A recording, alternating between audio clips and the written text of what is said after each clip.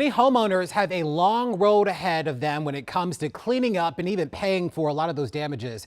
Many will be dealing with insurance companies, even filing claims in order to get reimbursed, which can be confusing, no doubt. Joining us to help answer some of your insurance questions is Commissioner Marie Grant from the Maryland Insurance Administration. Marie, good to see you. Thanks for being here with us today.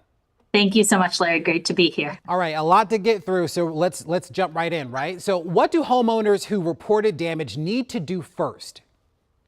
Yes. So first of all, we recommend that homeowners be familiar with their homeowner's policy. And if you have any questions at all, we want to make sure that folks know that the Maryland Insurance Administration is a great resource. You can call us at 1-800-492-6116, or you can look on our website, insurance.maryland.gov, for a variety of resources and guidance on steps that you can take after a storm and when working with your insurance company. Probably important too to read the fine print, because sometimes we get into these situations where we haven't read the document in its entirety. We have a storm, it's caused damage, we're trying to recoup our losses, and we realize that some of what happened in terms of the damage may in fact not be covered from the insurance policy.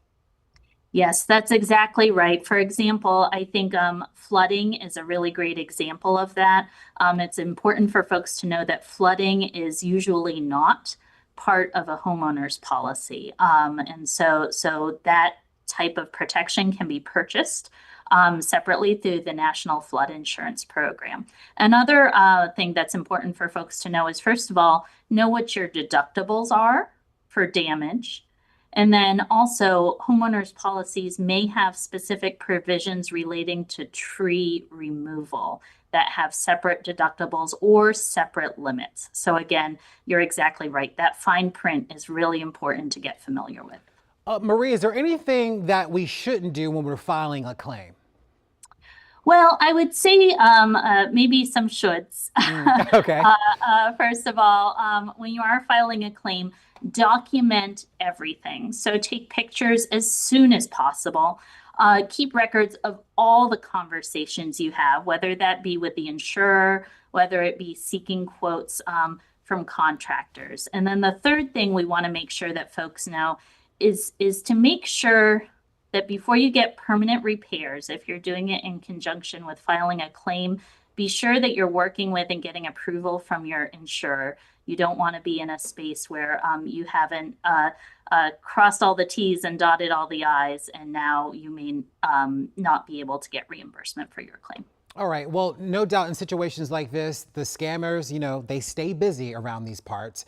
People certainly need to watch out for them. What should we be wary of when we're trying to go through the claim process? Be wary of contractors that are contacting you, asking you to sign paperwork, especially just after a storm has happened. Again, if you're going to be working with your insurer, contact the insurer. Wait to sign any bids for contractual help. And then if you have any questions about any of this, please don't hesitate to call us. We have specialists that can help you navigate these complicated issues. It's always comforting in situations like this that we can phone a friend. Commissioner Marie Grant from the Maryland Insurance Administration, thanks so much. We appreciate your time today. Thank you so much.